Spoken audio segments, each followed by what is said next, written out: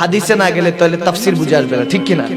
এক নাস্তিক তৎকালীন সময় অনেক বছর আগে কথা, যে এক নাস্তিক, এই ঘটনাটা তাসকিরাতুল আউলিয়ার মধ্যে এসেছে, বিশেষ করে কাশফুল মাহজুবের মধ্যে এসেছে। তো অনেক আল্লাহর ওলিরা এই ঘটনাটা বর্ণনা করেছেন। এক নাস্তিক তার বাদশার কাছে, ওই জামানার বাদশার কাছে গেছে, গিয়ে বলতেছে ইসলাম মূর্খতার ধর্ম, মুসলমান মূর্খ জাতি। নাউজুবিল্লাহ বলেন। এখন সেই বাদশা বলছে, এই বান্দা খবরদার, মুসলমান মূর্খ জাতি, ইসলাম মূর্খ ধর্ম, এটা কি বলছো? খবরদার, আমি বাদশাও কিন্তু একজন মুসলমান, কথা সাবধানে বলো। সেই নাস্তিক বলতেছে, ইসলাম যদি সত্য ধর্ম হয়, complete code of the life হয়, আর মুসলমান যদি জ্ঞানী জাতি হয়ে থাকে, তাহলে আমার 3টা প্রশ্নের উত্তর দিতে হবে। কয়টা প্রশ্ন? আওয়াজ দিয়ে বলেন। 3টা। এখন বাদশা বলছে তোমার প্রশ্নের উত্তর দেওয়া হবে। সমস্ত আলেমদেরকে ডাকা হলো, প্রায় 10,000 আলেম একত্রিত হলো। একত্রিত হওয়ার পর সেই নাস্তিককে ডাকা হলো। সেই নাস্তিককে বলল, বলো বাবা, তোমার প্রশ্ন কি? সে প্রথম প্রশ্ন করছে যে বলেন, সবকিছু স্রষ্টা তো কেউ না কেউ আছে, ঠিক কিনা? এই যে আজকের এই টেবিলটাও তো বানানোওয়ালা একজন কেউ আছে, এই মাইকটাও বানানোওয়ালা একজন আছে, স্টেজটাও বানানোওয়ালা একজন আছে, সবকিছুই তো বানানোওয়ালা কেউ না কেউ থাকে। সে ব্যক্তি বলতেছে আল্লাহ এক, আল্লাহর উপরে কি আছে? নাউজুবিল্লাহ বলেন। আলেমে দ্বীনরা বলতেছে, আর কি পাগল ছাগলের মতো প্রশ্ন, আল্লাহ এক, আল্লাহর উপর আবার কে থাকবে? আল্লাহর উপরে কেউ নাই। বলতেছে না, যুক্তি দেন। বলতেছে কোরআন থেকে দলিল দিব। বলে কোরআন হাদিস মানি না, যুক্তি দেন। আছে কিনা এরকম সমাজে? কোরআন হাদিস মানে না, যুক্তি চায়। কি চায়? আল্লাহর উপরে কে আছে? কারণ প্রত্যেক সৃষ্টিরই কেউ না কেউ স্রষ্টা আছে, ঠিক কিনা? লাইট, টেবিল, প্যান্ডেল যা কিছু আছে, মাইক্রোফোন থেকে শুরু করে, যেটা বলছিলাম, সমস্ত সৃষ্টির পেছনে একজন স্রষ্টা থাকে, ঠিক কিনা? ক্রিয়েশনের পিছনে ক্রিয়েটর থাকে। আল্লাহর ক্রিয়েটর কে? নাউজুবিল্লাহ। যখন সে প্রশ্ন ছুড়ে দিল, সমস্ত আলেম বলল সে একটা মূর্খ, তার কোনো কথাই আমরা শুনবো না। কিন্তু সে বলতেছে, এই যে দেখছেন, বললাম না, ইসলামে যারা আছে অনুসরণ করে, মুসলমান জাতি মূর্খ, উত্তর দিতে পারছে না। প্রশ্নের উত্তর দিতে পারবে না কেন? এটাও তো একটা প্রশ্ন। বাদশা তো টেনশনে পড়ে গেল। এরপরে প্রশ্ন কি? বলছে এরপরে প্রশ্ন হলো, এই মুহূর্তে আল্লাহ কোথায় তাকায় আছেন? আল্লাহ যদি থেকে থাকে, বলো এই মুহূর্তে কোথায় তাকায় আছেন? আচ্ছা, এরপরে সে প্রশ্ন করেছে, এই মুহূর্তে আল্লাহ কি করছেন? এই মুহূর্তে আল্লাহ কি করছেন? এখন এই প্রশ্ন শুনে সমস্ত আলেমরা বলে এটা একটা পাগল, এটার ভাবনা পাঠা, ঠিক কিনা? আমরা হইলে যেটা বলতাম আর কি, যেটা পাগল, এটা পাগলা গারদে পাঠাও, সে একটা পাগল, কি প্রশ্ন করছে এগুলো? তখন সেই বাদশার কাছে ওই নাস্তিক বলছে, দেখেছেন, বললাম না পারবে না। তখন বাদশা বলল, ঠিক আছে, আমাকে একটা দিন সময় দাও, আমি দেখছি। বাদশা তো টেনশনে, রাজমহলে তার ঘরের মধ্যে এসে পায়চারি করছে, টেনশনে, কি করা যায়, কি করা যায়? মন্ত্রী এসে পরামর্শ দিল, বাদশাহ নামদার, আপনি যদি অনুমতি দেন একটা কথা বলবো। বলো মন্ত্রী, কি কথা? একটা ব্যক্তি আছে, একটা যুবক আছে, ওই যুবকটা বাজারের মধ্যে সে কাপড় বিক্রি করে, ব্যবসা বাণিজ্য করে, কিন্তু তার কাছে কেউ যদি মাসলা মাসাইলে ফেসে যায়, ওই যুবকের কাছে গেলে ওই যুবক মাসলা মাসাইল এমন সুন্দর করে বলে দেয়, সবার জন্য ইসলামটা সহজ হয়ে যায়। সুবহানাল্লাহ। ওই যুবক কি খবর দিব? বলছে কি বলো, তাহলে তাড়াতাড়ি দাও, সেই মনে হয় একমাত্র ভরসা। এই যে ভরসা যার উপরে করছে সবাই, তেনাকে ব্যবস্থা করে দিয়েছেন কে? চিল্লা বলুন, কে? আল্লাহ। দেখেন হেদায়েতটা কত বড় জিনিস। যুবককে বললো যে নাস্তিকের এই প্রশ্নের উত্তর দিতে হবে, বাদশাহ নামদার আপনাকে ডেকেছেন। এখন যখন ডাকা হলো, সেই যুবক বললেন, ঠিক আছে, আমি প্রশ্নের উত্তর দিব, কোনো সমস্যা নাই। ওই যুবক যখন আসলেন রাজ দরবারের মধ্যে, দেখতেছে আলেমরাও বসা, ওই নাস্তিকও চেয়ারের মধ্যে, খুব সুন্দর করে চেয়ারের মধ্যে বসে আছে। ওই যুবক বলছেন, আচ্ছা, প্রশ্ন যখন করবেনই, আমার প্রশ্নের একটা উত্তর দেন। ওই নাস্তিক বলে কি, আমি না প্রশ্ন করবো? প্রশ্ন আপনি করবেন কেন? বলে না, আপনার প্রশ্নের উত্তর দিব, এর আগে আপনি আমার একটা প্রশ্নের উত্তর দেন। ঠিক আছে, বলো, বলেন তো, প্রশ্নদাতা বড় না উত্তরদাতা বড়? কে বড়? ওই নাস্তিক বলতেছে উত্তরদাতা বড়। কে বড়? এখন এই কথা বলছে, ওই যুবক বলে যে ঠিক আছে, যেহেতু উত্তরদাতা বড়, আপনি চেয়ারে কি করেন, আমি না বসবো, আপনি নামেন। সুবহানাল্লাহ। চিল্লা বলেন সুবহানাল্লাহ। ইজ্জত দেনে ওয়ালা কে? চিল্লা বলুন, কে? আল্লাহ দিলেন ইজ্জত। দেখেন নাস্তিকরে কেমনে আস্তিক বানাইলো। সুবহানাল্লাহ। ওই নাস্তিক তো কয়, প্রথমেই তো এরা আমার কাবু করে ফেলছে, তাহলে হুঁশিয়ার হতে হবে। ওই যুবক গিয়ে ওই চেয়ারে বসলো। সুবহানাল্লাহ। কারণ সে আল্লাহ রাসূলের পক্ষে, এখন তো পুরোপুরি আল্লাহর পক্ষে, ঠিক কিনা? আল্লাহর জন্য সে বসেছে। ইজ্জতটা বাড়িয়ে দিয়েছেন কে?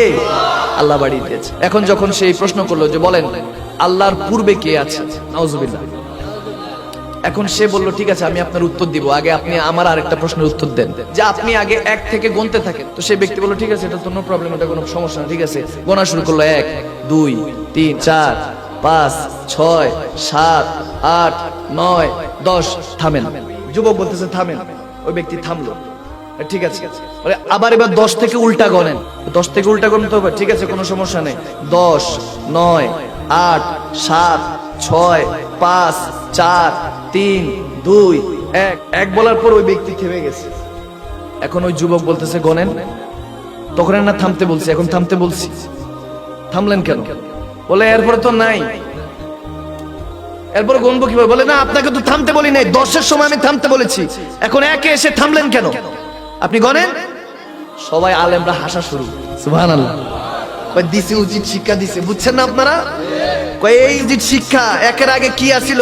তখন সে বলতেছে কুল হুয়াল্লাহু আহাদ, কোরআনে ডিক্লেয়ার এসেছে আল্লাহ এক, লাম ইয়ালিদ ওয়া লাম ইউলাদ, আল্লাহ কাউকে জন্ম দেন নাই, নেনও নাই, আল্লাহ তাবারক ওয়া তাআলা এক।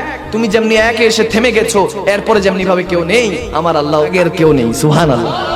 আমার খালিক ও মালিকের আগে আর কেউ নেই, আল্লাহ এক। এভাবে যখন বলল, সে তো একদম কাবু হয়ে গেল, বলল যে ঠিক আছে ঠিক আছে, আপনি এটা যুক্তি এবং দলিল দিয়ে পার পেয়ে গিয়েছেন, কোনো সমস্যা নেই, মেনে নিলাম আল্লাহ এক। ওই যুবক বলে এবার পরে দ্বিতীয় প্রশ্ন করেন। কয় নাম্বার প্রশ্ন? দ্বিতীয় নাম্বার প্রশ্ন করেন, দেখি আপনার মনে কি চলতেছে। সেই নাস্তিক বলতেছে দ্বিতীয় প্রশ্ন হলো আল্লাহ এই মুহূর্তে কোন দিকে তাকায় আছে? এই মুহূর্তে আল্লাহ কোন দিকে তাকায় আছে? আচ্ছা, আল্লাহ এই মুহূর্তে কোন দিকে তাকিয়ে আছে, এটা প্রশ্নের আগে আপনাকে আরেকটা প্রশ্ন করতে চাই। বুঝলাম না ভাই, আপনাকে প্রশ্ন একটা করলে আপনি আরেকটা প্রশ্ন করেন কেন? কি করব, আপনি প্রশ্ন করেন এমন ভাবে যে প্রশ্নের সাথে আরেকটা প্রশ্ন থেকে যায়। প্রশ্নের উত্তরটা যুবক বলেন যে আমি প্রশ্ন উত্তর দিচ্ছি, এই মজলিসে যত লাইট আছে, আলো আছে, এগুলোকে সবগুলোকে নিভান। একটা কপি চেরাগ, ওই জামানায় তো চেরাগ, মোমবাতি তো ছিল না, কপি ছিল, চেরাগ ছিল মোমবাতির মতো, বলো সেটা জ্বলান। জ্বালানো হলো, সমস্ত লাইট অফ করা হলো। জ্বালানোর পর ওই নাস্তিককে ওই যুবক প্রশ্ন করছেন, বলেন এই যে এটার আলো চারদিকে যে পড়ছে, সমানভাবে পড়ছে নাকি কোন জায়গায় কম কোন জায়গায় বেশি পড়ছে? সে বলল না, সব জায়গায় সমানভাবে পড়ছে। চেরাগের আলোটা তো সব জায়গায় পড়ে, ঠিক কিনা? ওটার এই যে আলো জ্বলতেছে, লাইট জ্বলতেছে, এটার আলো কি সীমাবদ্ধতা আছে? যতটুকু পর্যন্ত আঙ্গিনা অতটুকু পর্যন্ত আলো চলছে, ঠিক কিনা? এখন সেই যুবক বলল এই যে মোমবাতি যেভাবে সব জায়গায় আলো দিচ্ছে, একই ভাবে তেমনি ভাবে আমার খালেক ও মালিক একই ভাবে সব জায়গায় দেখে। বলতেছে আল্লাহ এইভাবে সব জায়গায় দেখে। ওই নাস্তিক কয় বাপরে বাপ, তার সাথে আর পারছি না। সে বলে ঠিক আছে দাঁড়াও, তোমাকে শেষেরটা আটকাবো। সে নাস্তিক বলল ঠিক আছে, দ্বিতীয় নাম্বার প্রশ্নটা আমি মেনে নিলাম, তাহলে তৃতীয় নাম্বার প্রশ্নের উত্তর দেন। কয় নাম্বার? তৃতীয় নাম্বার প্রশ্ন উত্তর দেন, এই মুহূর্তে আল্লাহ কি করছেন? তখন সেই যুবক চিৎকার দিয়ে ভরা মজলিসে বলল, এই রাজ দরবারের উলামায়ে কেরামরা, এই বাদশাহ নামদার মন্ত্রী, সবাই পেয়াদারা, প্রজারা, আপনারা সবাই শুনুন। এই নাস্তিক তুমিও শুনো, এই মুহূর্তে তুমি প্রশ্ন করেছো আল্লাহ কি করছে, শুনো। আল্লাহ তাবারক ওয়া তাআলা এই মুহূর্তে একটা নাস্তিককে চেয়ার থেকে উঠিয়ে নিয়ে সামনে বসিয়ে একজন আলেমে দ্বীন আস্তিককে চেয়ারের মধ্যে বসিয়ে সম্মান দিয়েছেন। সুবহানাল্লাহ বলুন, চিল্লা বলুন সুবহানাল্লাহ। নাস্তিককে আল্লাহ অসম্মানিত বেজ্জতি করে একজন আলেমে দ্বীনকে, ইসলামের খাদেমকে সম্মান দিয়েছেন। সুবহানাল্লাহ। ইজ্জতের মালিক কে? সম্মানের মালিক কে? রহমত দেনে वाला কে? বরকত দেনে वाला কে?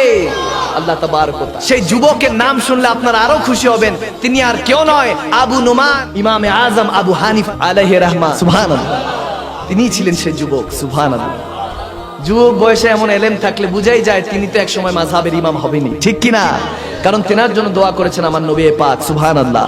400-500 বছর আগে আল্লাহর নবী সেই সিরিয়ার দিকে হাত তুলে দোয়া করেছেন, আল্লাহ তুমি সিরিয়াবাসীদের মধ্যে এমন একজন আলেমে দ্বীন দিও যে আমার ইসলামকে একটু গুছায় দিবে, সুবহানাল্লাহ, আসান করে দিবে। কারণ আমরা মাযহাব এজন্য মানি, আমরা হানাফি মাযহাব এজন্য অনুসরণ করি, কারণ হলো আমরা কেউ জানি না, কোরআনের মধ্যে নাই কিভাবে হাত তুলতে হবে, কিভাবে হাত বাঁধতে হবে নামাজের মধ্যে, ঠিক কিনা? কোরআনের মধ্যে এগুলো নাই, এগুলো হলো ফিকার কিতাবে আছে, হাদিস থেকে বের করে করে এই একত্রিত করেছে ইমামগণরা, মাশায়েখগণরা, ঠিক কিনা? এখন তো আছে এনাদেরকেও মানে না, আমি নাম নেই না তাদের, আপনারা চিনেন ইমামদেরকে, মাযহাব মানে না, আছে কিনা? তুমি মাযহাব মানো না, তুমি তাহলে তুমি ওযু করছো কিভাবে? ওযু দোয়া কি কোরআনে আছে? ওটা তো হাদিসে আছে। নামাজ কিভাবে পড়তে হবে এটা কোরআনে আছে। কিভাবে সালাম ফিরাতে হবে, কিভাবে তাসবিহ তাহলিল পড়তে হবে, রুকু সিজদা, এগুলো কি সরাসরি কোরআনে আছে? কোরআনে শুধু আল্লাহ ঘোষণা দিয়েছেন আকিমুস সালাত লিযিকরি, আমার নামাজ আদায় করো, ঠিক কিনা? আমরা শুধু ঘোষণা পেয়েছি, ওটা আল্লাহর নবী প্র্যাকটিক্যাল দেখিয়েছেন, এজন্য হাদিসের মধ্যে এসেছে। এখন ওটা কিভাবে কিভাবে করতে হবে আমরা ওভাবে হাদিসে মুবারাকাতেও পাই নাই, তাবিন তাবে তাবিনদের মাধ্যমে সাহাবীদের থেকে এই তাবিনরা ব্যবস্থা করেছেন, ওগুলো ফিকার কিতাবের মধ্যে, মাসলা মাসাইল কিতাবের মধ্যে এসেছে, ঠিক কিনা? এরপরে না আমরা এগুলো মানছি। আল্লাহ হেফাজত করুক, হেদায়েত করুক। আসলে হেদায়েত অনেক বড় বিষয় বাবা।